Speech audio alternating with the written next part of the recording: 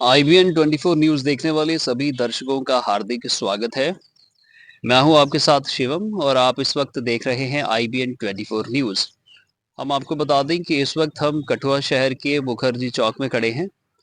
इस समय लगातार डेंगू के मामले लगातार बढ़ते जा रहे हैं और ये आंकड़ा लगातार दिन ब दिन बढ़ता जा रहा है और काफी लोग बीमार होते जा रहे हैं। स्वास्थ्य विभाग के लिए ये काफी बड़ी चुनौती है। डेंगू के मामले लगातार बढ़ना लोगों के लिए भी एक समस्या बन चुका है। इस वक्त हम आपको बता दें कि ये जानकारी देना इसलिए आवश्यक है क्योंकि डेंगू के बचाव के लिए स्वास्थ्य विभाग और अन्य प्रशासन की टीमों द्वारा लगातार लोगों को जागरूक किया जा रहा है। परंतु एक बड़ा मामला यहाँ पर देखने को मिल रहा है कि 2021 में म्युनिसिपल काउंसिल कठुआ द्वारा एक शॉपिंग कॉम्प्लेक्स का काम शुरू करवाया गया था, जो कि आज तक पूरा नहीं हो पाया है। 2021 में ये काम शुरू हुआ और अब 2024 भी खत्म होने को आ गया है, परंतु इस शॉपिंग कॉम्प्लेक्स की इमारत अभी तक उसी हालत में पड़ी है जिस हालत में ये काम शुरू किया गया था। हम आपको बता दें कि इस वक्त डेंगू के मामले इतनी तेजी से बढ़ रहे हैं और मच्छर से बचाव करने के लिए स्वास्थ्य विभाग द्वारा लोगों के घरों में जाकर छिड़काव किया जा रहा है। छिड़काव तो किया जा रहा है, परंतु अन्य मुद्दों को यहाँ पर नजरअंदाज करती स्वास्थ्य विभाग और म्युनिसिपल काउंसिल नजर आ रही है। हम आपको बता दें कि मुखर्जी चौक कठुआ में 2021 में इस इमारत का काम शुरू करवाया गया था, जो कि 4 से 5 करोड़ की लागत से ये इमारत बनाई जानी थी। जब भी हम लोग कठुआ बाजार में आते हैं, सभी लोग ये देखते हैं कि यहाँ पर काफी भीड़ अक्सर देखी जाती है। पार्किंग की समस्या कठुआ में तो है ही, साथ ही यहाँ पर बाजार की तंगी होने के कारण लोगों को भारी परेशानी का सामना करना पड़ता है। हम आपको बता दें कि ये शॉपिंग कॉम्प्लेक्स इसलिए बनाया गया था ताकि कठुआ शहर की शान बढ़ाई जा सके और लोगों को इस भारी भीड़ से एक निजात मिल सके। एक शॉपिंग कॉम्प्लेक्स जो कि 4-5 करोड़ की लागत से यहाँ बनाया जाना था, वो आज तक उसका काम ठप पड़ा है। हम आपको बता दें काम तो ठप पड़ा है, परंतु इस इमारत की बेसमेंट में इतना पानी जमा हो चुका है कि मच्छर के लिए ये अच्छा घर बन चुका है। हम आपको बता दें कि छिड़काव लोगों के घरों में कराया जा रहा है, परंतु इस तरफ किसी भी अधिकारी का कोई ध्यान नहीं है। हम आपको बता दें कि हम लोग और आप लोग अक्सर सब्जी और फल लेने के लिए कठुआ बाजार में आते हैं। जिस जगह ये फल और सब्जियां बेचने के लिए रेडियां लगाई गई हैं, उसके नजदीक बिल्कुल पीछे ये इस इमारत का काम शुरू हुआ था। हम आपको बता दें कि इस इमारत के अंदर इतना पानी जमा हो चुका है कि यहाँ पर मच्छर की होड़ लगी हुई है। एक तरफ स्वास्थ्य विभाग लोगों को डेंगू के प्रति जागरूक कर रहा है और दूसरी तरफ यहाँ पर ये पानी जमा हुआ मच्छरों के लिए एक बड़ी तालाब जैसी स्थिति बना चुका है। हम आपको बता दें कि इस मसले पर हम आज म्युनिसिपल काउंसिल कठुआ के सीईओ से बात करेंगे। आखिर क्या म्युनिसिपल काउंसिल की तरफ क्या कमी रही कि जिस वजह से ये आज 3 साल से लगभग ये काम शुरू नहीं हो पाया और ये शॉपिंग कॉम्प्लेक्स आखिरकार क्यों नहीं बना? क्या म्युनिसिपल काउंसिल की तरफ से इसका कोई संज्ञान लिया गया? आखिर अभी तक क्यों इस की इमारत बनने के कार्य को शुरू नहीं करवाया गया? इस पर हम सब चर्चा म्युनिसिपल काउंसिल कठुआ के सीईओ से करेंगे।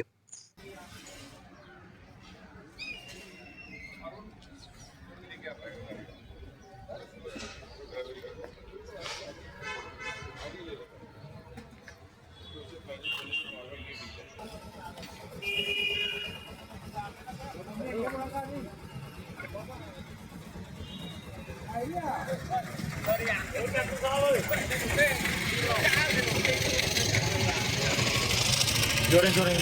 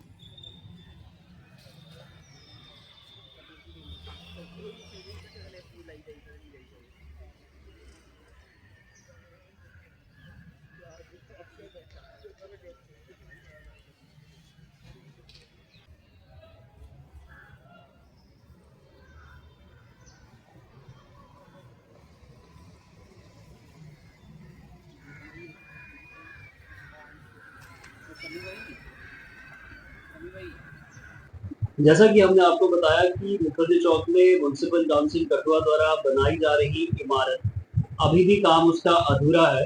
हमने आपको स्टोरी में बताया कि इस समय डेंगू के केसेस लगातार बढ़ रहे हैं, जिसके कारण लोगों को भारी दिक्कत का सामना करना पड़ रहा है। हम आपको बता दें कि अभी भी स्वास्थ्य विभाग द्वारा कल एक टैली लॉन्च की गई, जिसमें उन्होंने बताया गया कि लगातार डेंगू के केसेस की तादाद लगातार बढ़ती जा रही है। इसी मसले को देखते हुए मुखर्जी चौक कठुआ शहर का एक मुख्य चौक है, जहां पर म्युनिसिपल काउंसिल कठुआ द्वारा 2021 में एक शॉपिंग कॉम्प्लेक्स बनाने का काम शुरू करवाया गया था, जो कि काम 4 से 5 करोड़ की लागत से बताया जा रहा था। आपको ये बता दें कि 2021 में ये काम शुरू हुआ, लेकिन अभी 2024 तक ये काम स्थायी रूप से शुरू नहीं हो पाया। इसी सब मसले पे बात करने के लिए आज हम म्युनिसिपल काउंसिल कठुआ के दफ्तर में पहुंचे हैं। आज यहाँ पर हम कठुआ म्युनिसिपल काउंसिल के सीईओ यानी चीफ एग्जीक्यूटिव ऑफिसर से बात करेंगे कि आखिर क्या कारण रहे कि इस शॉपिंग कॉम्प्लेक्स का काम शुरू नहीं हो पाया, क्या वैसी कोई डिस्क्रिपेंसी इसमें रही या कोई दिक्कत इसमें म्युनिसिपल काउंसिल को आ रही थी जिसके कारण ये शॉपिंग कॉम्प्लेक्स नहीं बन पाया, और अब उस शॉपिंग कॉम्प्लेक्स की नींव पर पानी जमा होने की वजह से काफी मच्छर वहां पर पनप रहा है, जिसकी वजह से काफी खतरा लोगों को वहां महसूस हो रहा है। उसी के पास फ्रूट और वेजिटेबल वेंडर्स वहां पर रहते हैं, जहां से लोग खरीदारी कर कर घर पर सब्जी और फल लेकर जाते हैं, जिसकी वजह से काफी इन्फेक्शन फैलने का डर भी वहां बन रहा है।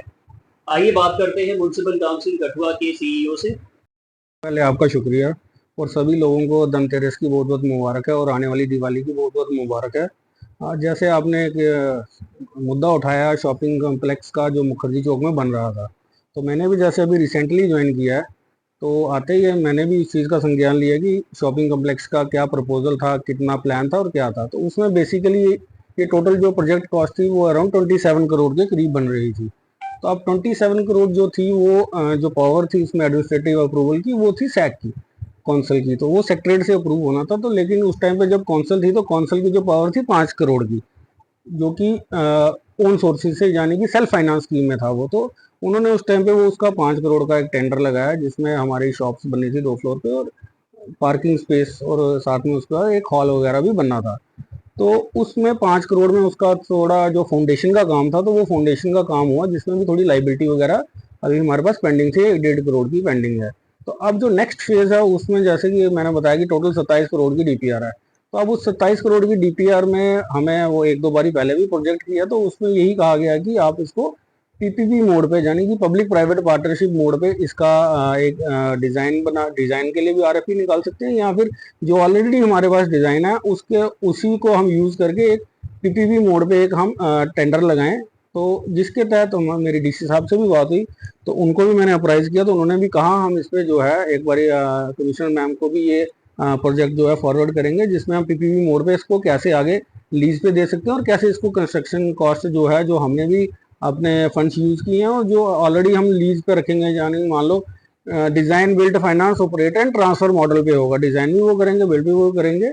तो जो ऑटोमेटिक लीज चाहे 25 साल का कंसेशन एग्रीमेंट होता है या 30 साल का होता है या 20 साल का होता है, उसके बाद वो जो है बिल्डिंग कंप्लीट होकर वो उस वेंडर के पास ही रहेगी, जहाँ जो भी रियल स्टेट में जो होगा कंपनी जो इसमें पार्टिसिपेट करेगी। तो उसका प्रोसेस अभी हमारा चल रहा है, जैसे वो फाइनल होता है तो फिर आगे देखते हैं उसमें उस चीज़ में वो टेंडर लगाएंगे। बाकी जो आपने जैसे दूसरी बात कही कि वहाँ पानी जमा, बेसिकली वो जैसे आपने भी देखा होगा फाउंडेशन है वो डीप फाउंडेशन है, तो उसमें चाहे बाहर बारिश का पानी आ रहा है, साथ में नाला है, वहाँ से भी पानी आ जाता है। तो उसके तहत हम उसमें जैसे कि अब उसको बाहर निकालने का तो कोई उसका आउटलेट नहीं है, क्योंकि उसमें आपको जो है उसकी फाउंडेशन किसी साइड से तोड़नी पड़ेगी जिससे वो पानी बाहर निकल जाए। उसके तहत हम ये करते हैं कि उसमें कभी हम जैसे वीकडेज पे होता है या रूटीन बेसिस पे होता है, ब्लीचिंग पाउडर हम उसमें डालते हैं ताकि जो है मच्छर से जो है थोड़ा राहत मिले। सर देख सकते हैं कितना जरूरी ये कठुआ शहर के लिए ये बिल्डिंग है।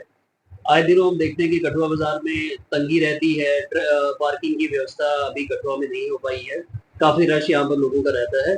तो एक ये अच्छी चीज कठुआ की शोभा बढ़ा सकती थी, एक कुछ ना कुछ रश में जो है कमी देखने को मिलती थी अगर ये बिल्डिंग तैयार हो जाती। तो कितना इंपॉर्टेंट देखते हैं कि कठुआ के लिए कितना इंपॉर्टेंट प्रोजेक्ट ये आने वाले समय में रहेगा। हाँ बिल्कुल, ये आपने बिल्कुल सही बात बताई, ये एक बहुत ही इंपॉर्टेंट प्रोजेक्ट है, हमारे लिए भी है और कठुआ वासियों के लिए भी है, क्योंकि जैसे आप देखेंगे तो ये सेंटर पॉइंट है शहर का। तो यहाँ पे पार्किंग भी चाहिए, यहाँ पे आपको शॉपिंग के लिए भी कोई ना कोई चीज़ चाहिए। तो हमारा फोकस बिल्कुल दुरुस्त है कि अब जैसे मैंने आपको बताया, मैं अभी 2 महीने 3 महीने हुए मुझे ज्वाइन किया, तो हमारा मेन फोकस ही आते ही हमारा यही था कि इस प्रोजेक्ट को वापस कैसे रिवाइव किया जाए और इसको कैसे कंप्लीट किया जाए, जो कि जो मेन बाजार की जो इसमें थोड़ी लुक है उसमें उसको ये और चार चांद लगाए, और ताकि हमारा जो रेवेन्यू है वो भी इंक्रीज हो। तो उसके तहत आप जल्दी देखेंगे कि हम इसमें कुछ ना कुछ जो है कार्रवाई करेंगे। तो जनता कब तक एक्सपेक्ट कर सकती है कि इसका रिवाइवल कब तक, आने वाले समय में कब तक हो सकता है? हाँ, देखिए अब इसमें टेक्निकल मॉडलिटीज रहती हैं, तो वो जैसे ही हमारा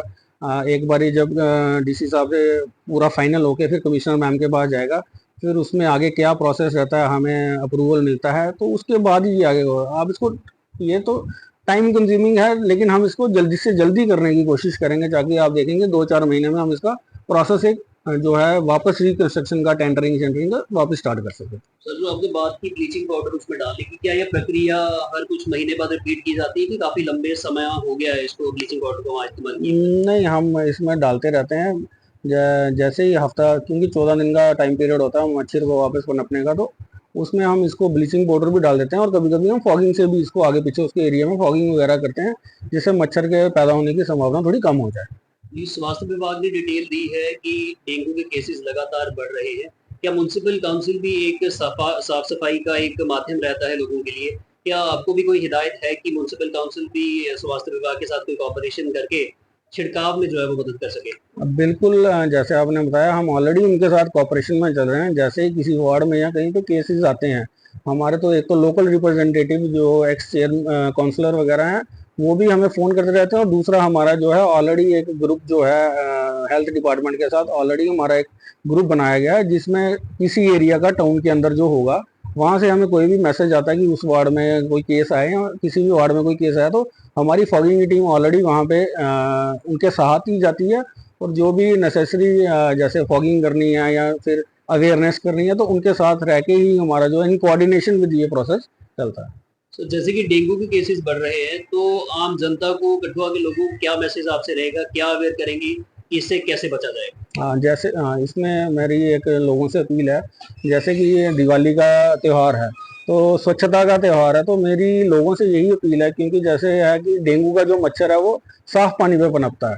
तो जो हमारे घर पे गमले हैं, जो टायर वगैरह पुराने पड़े हुए हैं, पुरानी वाटर टैंक्स होते हैं, तो उनको, दिवाली का सीजन भी है तो ऐसे भी सफाई करनी है, तो मेरी उन लोगों से यही अपील है कि अपना ये जो चीज़ें मैंने बोली, इनके में से पानी जमा ना होने दें, मच्छर को पनपने ना दें। बाकी म्यूनसिपैलिटी की जो रोल है, वो म्यूनसिपैलिटी का अपना रोल बाकायदा निभा रही है शहर में साफ सफाई को लेके। हाँ, नो डाउट हमारे पास स्टाफ की शॉर्टेज रहती है, और 25 स्क्वायर किलोमीटर के तकरीबन हमारा जो कठुआ शहर का एरिया है, तो कहीं हो जाता है कि हमें किसी गली में या किसी लेन में हमारे सैनिटेशन वर्कर ना पहुंच पाते हो, लेकिन उसको भी हम रूटीन बेसिस पे, जैसे 2 दिन बाद 3 दिन बाद वहाँ पे, क्योंकि ज़्यादा आवाजाही नहीं होती। मेन जो हमारा क्रक्स होता है वो ज़्यादा कमर्शियल एरिया में होता है, और जो थोड़ा जो अपना हाईली रेजिडेंशियल एरिया, वहाँ पे थोड़ा ज़्यादा साफ सफाई रहता है, और वहाँ हमारी डेली रूटीन से साफ सफाई हो रही होती है।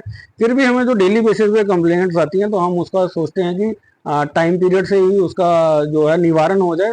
और साथ में जैसे आपने बात की कि मच्छर वाली, तो यही लोगों से है कि खुद भी साफ सफाई रखें, और जो म्यूनसिपैलिटी की गाड़ी आ रही है उसी को अपना कूड़ा दें, कोशिश करें उसी को दें। और दूसरा ये है कि जब हमने सफाई करके कहीं से जाते हैं, तो हम देखते हैं कि कई बार लोग वापस आते हैं, तो 10 बजे से पहले हमने सफाई की होती है, 10 बजे के बाद वापस आके वहाँ पे कचरा फेंक देते हैं, तो ऑटोमेटिकली फिर से शहर गंदा होता है। तो उसके लिए फिर पूरा दिन तो ये सिस्टम नहीं चल सकता। इसलिए मेरे लोगों से यही अपील है, कचरा डस्टबिन में डालें, जहाँ गाड़ी आ रही है वहाँ गाड़ी वाले को दें, और हमारा सहयोग करें शहर को साफ बनाने में। लास्ट मैसेज आपसे ये रहेगा सर कि आज धनतेरस है, 2 दिन बाद दिवाली है। दिवाली के उपलक्ष्य पर जनता के लिए क्या मैसेज रहेगा आपका? दिवाली के लिए मैंने जैसे पहले शुरू में कहा कि दिवाली की लोगों को बहुत बहुत मुबारक है, और धनतेरस की भी बहुत बहुत मुबारक है। तो जैसे कि हमने एक कंपेन भी अभी चल रहा है हमारा, शुभ दिवाली कंपेन, जिसमें हम जैसे कोई गार्बेज पॉइंट है, अगर कोई लोगों को लगता है कि उनके आसपास के एरिया में कहीं गार्बेज पॉइंट है, क्योंकि मोस्टली क्या होता है कि जैसे लोग अपने घर के साथ कहीं वेकेंट प्लॉट है, तो वेकेंट प्लॉट के अंदर वो कचरा फेंक देते हैं।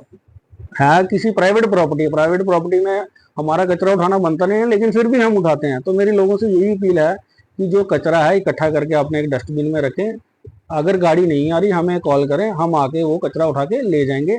लेकिन ये है कि उसको आपकी तो दिवाली है, लेकिन बाहर फेंकने के लिए लोगों के आवाजाही में अगर वो आप दिवाली में गंदगी करेंगे तो फिर लोगों की दिवाली अच्छी नहीं बनेगी। तो इसलिए मेरे लोगों से यही अपील है कि कचरा इकट्ठा करके एक जगह पे डेजिग्नेटेड, या तो अपने घर पे डस्टबिन में रख दें, या बाहर रोड साइड जो डस्टबिन लगे हैं वहां डाल दें, ताकि वहां से म्यूनसिपैलिटी की गाड़ी उठा ले जाए। क्योंकि हम कभी बार देखते हैं कि कचरा जो पड़ा होता है डस्टबिन के बाहर पड़ा होता है, डस्टबिन के अंदर नहीं होता। तो एक कदम और लेने से डस्टबिन में अगर डाल सकता है तो हम उसको डस्टबिन में डालना जरूरी है। Thank you. बहुत बहुत धन्यवाद सर आपका हमसे बात करने के लिए। तो ये हमारे साथ म्यूनसिपल काउंसिल कठुआ के सीईओ मौजूद थे, जिन्होंने सारे मसले पर महत्वपूर्ण जानकारी हमारे साथ साझा की। देखते रहिएगा IBN 24 न्यूज़।